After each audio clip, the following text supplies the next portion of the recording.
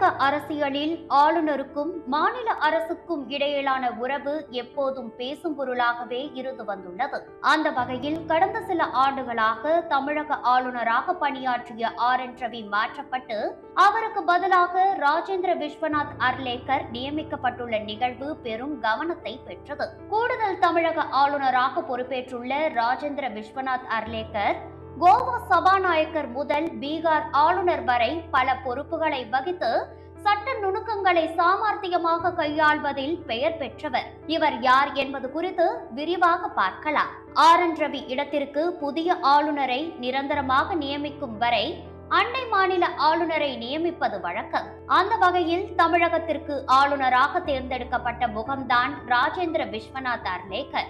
இந்திய அரசியலமைப்பு சட்டம் விதி 155 படி குடியரசுத் தலைவர் ஆளுநரை நியமிக்கிறார். விதி 156 படி ஒரு ஆளுநர் 5 ஆண்டுகள் வரை பதவியில் இருக்கலாம். ஆனால் குடியரசுத் தலைவர் விரும்பும் வரை மட்டுமே அந்த பதவியில் அவரால் நீடிக்க முடியும். கேரள மாநில ஆளுநராக பணியாற்றி வந்த அர்லேக்கருக்கு தமிழகத்தின் கூடுதல் பொறுப்பு வழங்கப்பட்டது. சென்னை கிண்டியில் உள்ள ராஜ்பவனில் எளிமையான முறையில் பதவியேற்பு விழா நடைபெற்றது. சென்னை உயர்நீதிமன்ற தலைமை நீதிபதி அவருக்கு பதவி பிரமாணம் செய்து வைத்தார். அப்போதைய தமிழக முதல்வர் மற்றும் அமைச்சர்கள் அவரை மரபுப்படி வரவேற்றனர். RN ரவி காலத்தில் நிலவிய இறுக்கமான அரசியல் சூழல் அர்லேக்கரின் வருகையின் போது சற்று தணிந்ததாகவே அரசியல் விமர்சகர்கள் கருதினர். கடந்த 4 ஆண்டுகளில் தமிழக அரசுக்கும் ஆளுநருக்கும் இடையே மிகப்பெரிய பனிப்போரே நடந்தது. 10க்கும் மேற்பட்ட மசோதாக்களை திருப்பி அனுப்பியது அல்லது நிறுத்தி வைத்தது. திராவிட மாடல், சனாதனம் மற்றும் தமிழ்நாடு என்ற பெயர் குறித்த விவாதங்கள்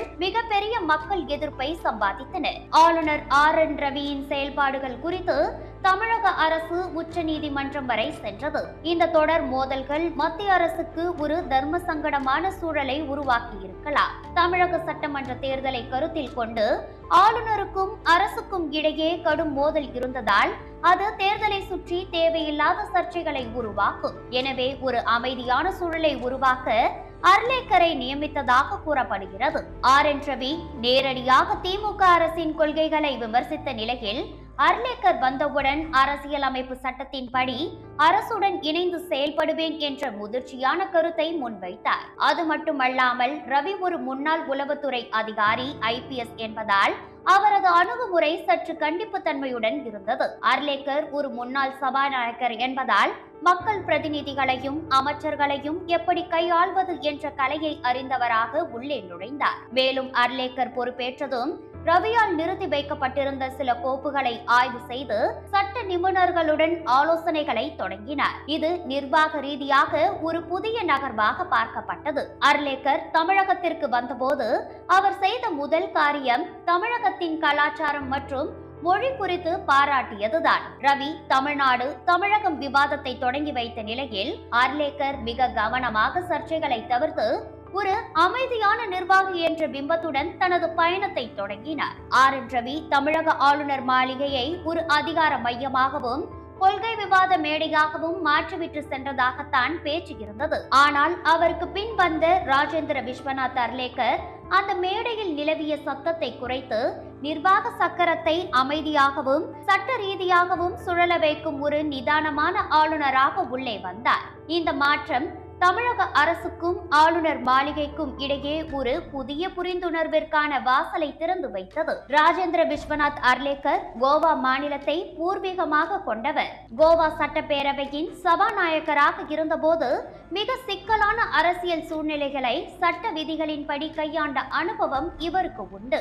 இவர் கோவா அரசாங்கத்தில் பஞ்சாயத் ராஜ் மற்றும் சுற்றுச்சூழல் துறை அமைச்சராகவும் பணியாற்றியுள்ளார். முதலில் இமாச்சல பிரதேசத்தின் ஆளுநராக நியமிக்கப்பட்டார். பின் பீகார் மாநில ஆளுநராக மாற்றப்பட்டார். அங்கு அரசுடன் இணக்கமாக பணியாற்றினார். தற்போது கேரள மாநிலத்தின் ஆளுநராக இருக்கும் போதே தமிழகத்தின் கூடுதல் பொறுப்பையும் கவனிக்கும்படி குடியரசுத் தலைவரால் பணி நியமனம் செய்யப்பட்டுள்ளார். இதன்படிதான் RN ரவி மேற்கு வங்கத்திற்கு மாற்றப்பட்டு ராஜேந்திர விஸ்வநாத் அர்லேக்கர் தமிழக ஆளுநராக நியமிக்கப்பட்டார்.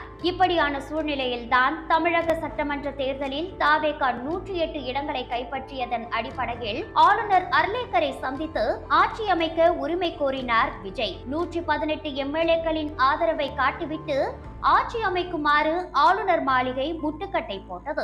ஆனால் ஆட்சி அமைத்த பிறகு பெரும்பான்மையை நிரூபிக்க முடியும் என்பதால் விஜயை பதவியேற்க ஆளுநர் அழைக்க வேண்டும் என்ற குரல் எழுந்தது. இதனை அடுத்து ஆளுநரை மீண்டும் சந்தித்தார் தாவேகா தலைவர் விஜய். தனி பெரும் கட்சியாக உருவெடுத்துள்ள தாவேகாவை ஆட்சி அமைக்க அழைக்குமாறு மீண்டும் உரிமை கோரினார். அப்போது 118 எம்எல்ஏக்கள் ஆதரவு தேவை உள்ளதால் அது தொடர்பாக ஆளுநர் சில விளக்கங்களை கேட்டுள்ளார். நிலையான ஆட்சியை எப்படி கொடுப்பீர்கள் என்றும் ஆளுநர் கேட்டுள்ளார். அதற்காக விளக்கங்களை கொடுத்த பிறகு விஜய் அங்கிருந்து கிளம்பியதாக சொல்லப்படுகிறது.